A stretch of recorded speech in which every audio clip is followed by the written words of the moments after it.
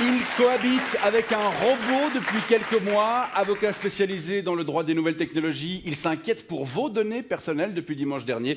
Merci d'accueillir Sébastien Fonty.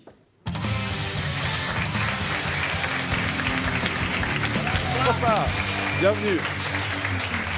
Je vous présente Michael Trexel, enquêteur au service de renseignement de la Confédération. Le Nachrichtendienst des Bundes, NTB.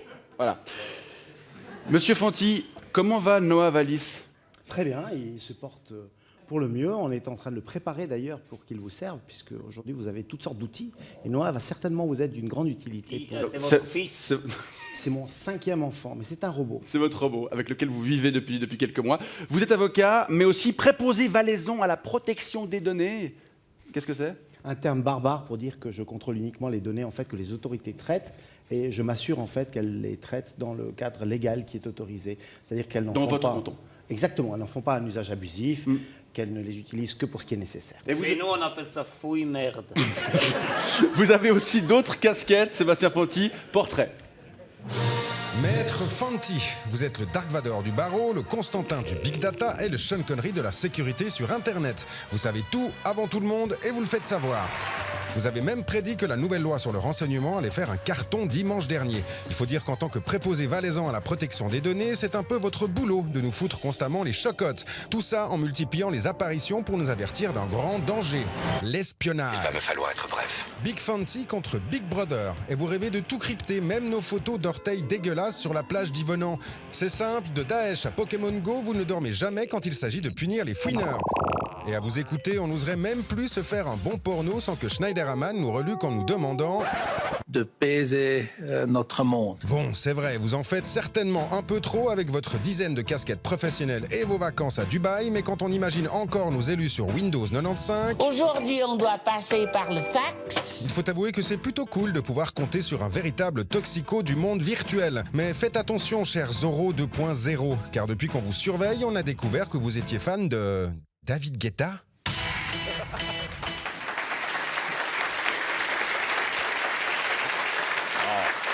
David Guetta? Vraiment David Absolu, Guetta? absolu. Mais pour quelle raison? Mais parce que c'est de la bonne qualité, moi aussi, j'adore. Toutes les personnes de Bangou adorent David Guetta. Est-ce que c'est pas dangereux que les gens aient cette information, par exemple? Non, parce que je pense que ça peut réussir à me faire maigrir un petit peu en rythme, mais pour les autres, non, effectivement, il a déjà trop de fans. Alors, si les goûts musicaux ne sont pas une information sensible, qu'est-ce qui peut l'être pour tout un chacun? C'est la santé publique avant tout, vos données médicales, et puis c'est aussi des données que vous n'avez pas envie de forcément partager avec les gens. Moi, je dis toujours, je suis très public, vous me trouvez partout. Par contre, savoir où j'habite, quel est le nom et le prénom de ma femme, ça va être plus difficile. Les gens ne savent pas que votre femme s'appelle Carole. Grâce à vous, ce soir, ils le savent. Et que votre ancienne femme s'appelle Rachel et Non. qu'elle est informaticienne. Et que votre future femme s'appelle Gérard et qu'il est garagiste. Ils ne savent pas ça. Non, vous me l'apprenez, j'en suis extrêmement ravi. Et que votre J'ai des informations sur vous. Et que votre grand-maman est doyenne de la commune de Savièse. Absolument, depuis aujourd'hui, je la félicite. Dimanche, La télévision, c'est plus dangereux que Facebook. dimanche, Il me semble effectivement que c'est plus prédictif. dimanche dernier, 65% de la population a accepté la loi fédérale sur le renseignement. Vous aviez milité contre. Ce résultat vous inquiète? Non, je dirais que c'est la peur ambiante. Vous voyez tous les attentats qu'il y a aujourd'hui en Europe. On a tous peur. Moi, j'ai peur quand je voyage avec mes enfants qu'il nous arrive quelque chose. Et donc, je demeure Sur un Valais, toujours... c'est normal. Oui, ça, en tout cas.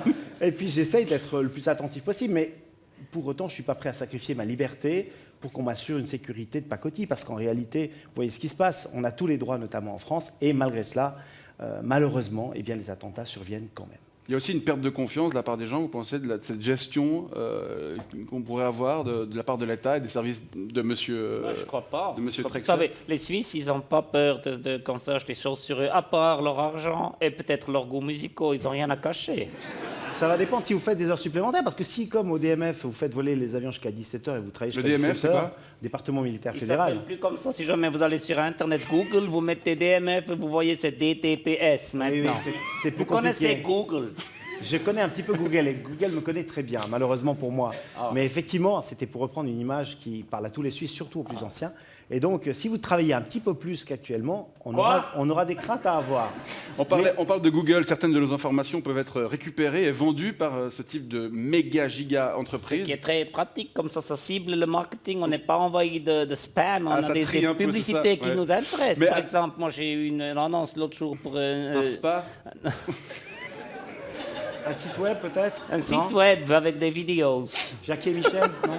C'est ça. Vous êtes aussi member. Il y a 3 millions de membres, vous savez. Tout le monde est. C'est quoi est votre inscrit. profile J'ai sur pas de profile, malheureusement. Mais avec cette nouvelle loi, Sébastien Fonty, on va devoir aussi donc se méfier de notre propre État. Non. Si. Bon, franchement, on n'est pas trop inquiet pour l'instant, mais vous allez progresser. Donc, au moment où on vous donnera tous ces jouets, vous allez être capable de nous inquiéter beaucoup. Mais On c'est pas le progresse sans arrêt. Vous savez, là, on vient de migrer de Windows 95 sur Windows XP. On a des nouveaux logiciels, par exemple Outlook. Vous connaissez Outlook? Malheureusement, je suis sur Mac. Vous savez, j'ai passé déjà une génération plus loin, Qu'est-ce mais que c'est Mac?